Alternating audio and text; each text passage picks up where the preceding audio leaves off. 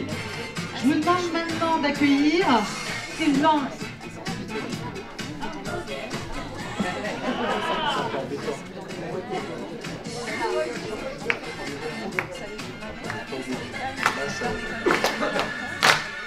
Qui nous emmène en voyage au pays de l'apprentissage. Voilà.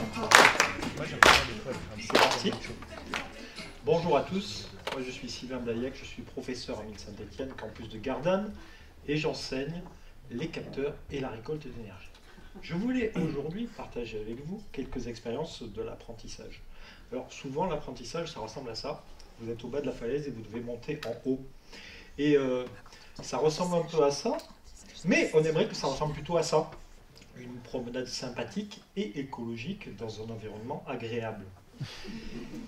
Et donc, c'est pas toujours comme ça malheureusement, et donc on voudrait que on soit un petit peu dans une approche écologique de l'enseignement.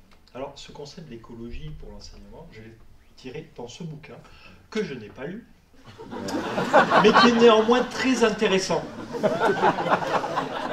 Alors l'idée c'est de dire qu'est-ce qu'on peut tirer des neurosciences pour améliorer et rendre plus fluide notre enseignement. En termes de neurosciences, vous devez tous savoir, d'ailleurs c'est une star à l'heure actuelle puisqu'on en parle depuis la semaine dernière, c'est Stanislas Dehaene qui a donné les principales étapes de l'enseignement.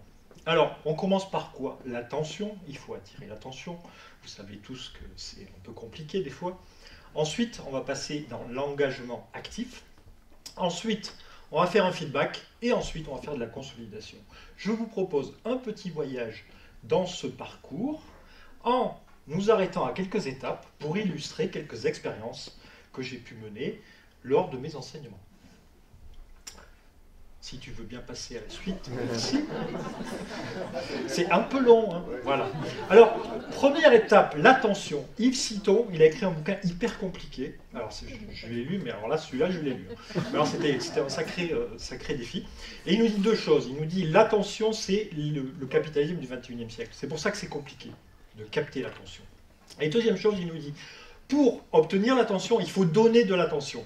Comment je donne de l'attention? Il faut que je vois mes élèves. Alors moi, comment je fais? Je vous donne une petite méthode.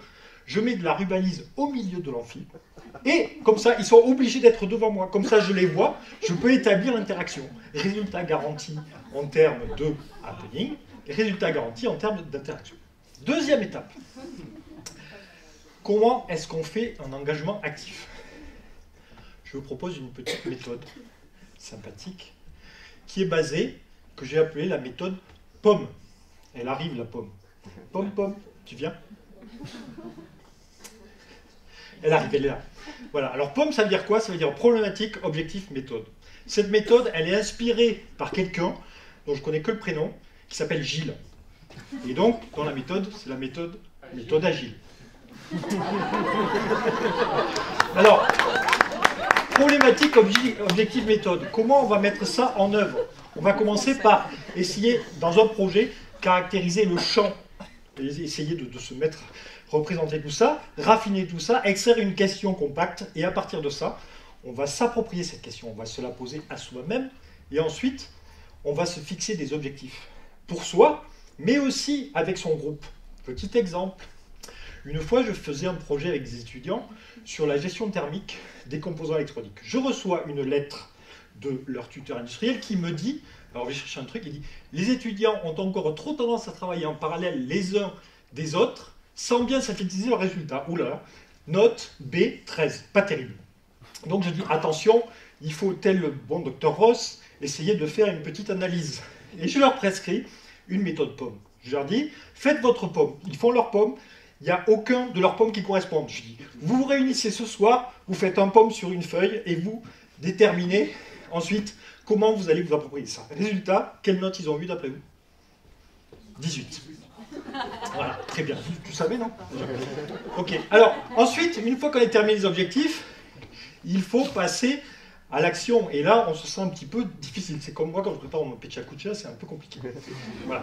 Alors, comment est-ce qu'on rassure nos étudiants? On leur dit, attendez, vous n'êtes pas obligé de tout faire tout de suite. Tout ça, c'est itératif. Vous allez faire de multiples itérations, et la solution, vous ne l'obtiendrez pas tout de suite, vous l'obtiendrez au bout d'un certain moment.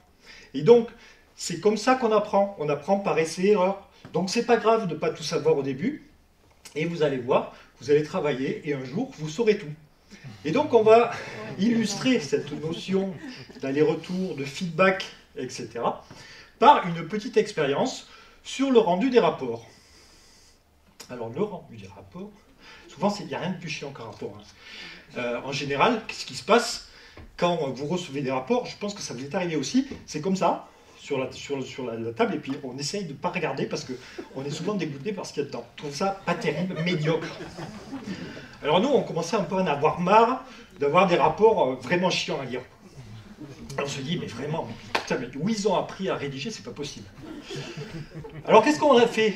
On a dit, bon, qu'est-ce qu'on fait? On met 10 par dépit, et puis on les laisse. Ben non, on va les noter, mais vraiment, pour ce qu'ils valent. Donc on va faire une grille, on va noter, et tant pis, ils vont avoir un 9, enfin 9 de moyenne, c'est catastrophique, c'est pas grave. Et pourquoi c'est pas grave? Pourquoi, d'après vous?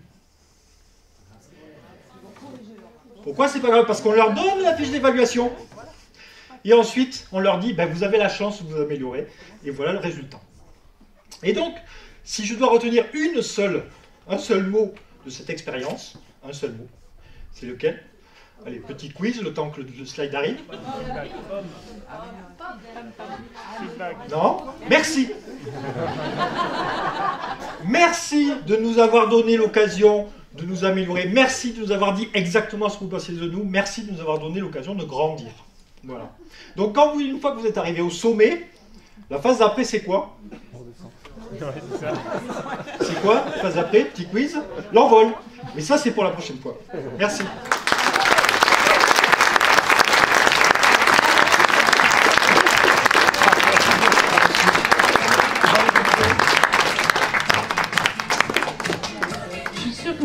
Encore.